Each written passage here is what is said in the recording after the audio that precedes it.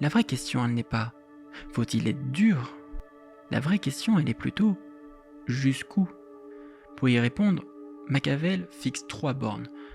Non pas des lois politiques, mais des sortes de limites intérieures à se fixer.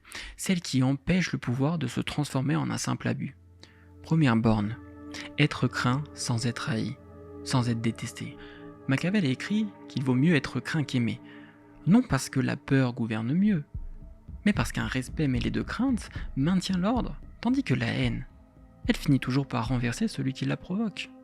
La haine, elle va naître quand la rigueur se transforme en une sorte d'humiliation, quand celui qui commande n'explique plus ce qu'il fait. On peut obéir à quelqu'un qu'on craint, ça y a pas de problème, mais on finit toujours par abattre quelqu'un qu'on déteste. Deuxième borne, ce que Machiavel appelle la cause manifeste. La sévérité n'est tolérable que si la raison est visible. Un acte dur peut être accepté si chacun comprend pourquoi. Si on comprend pourquoi c'est nécessaire, alors il y a une acceptation qui se met en place. Sans cela, il devient arbitraire. Et l'arbitrage, il détruit simplement la confiance, plus sûrement que la violence. Troisième borne, l'économie de la sévérité. Ce que ça nous dit, c'est qu'il vaut mieux une blessure unique et décisive que 1000 petites cruautés. La violence, quand elle s'impose, doit être brève. Répétée, elle ne stabilise plus rien. Elle devient simplement une vengeance, une rancœur ou simplement une habitude.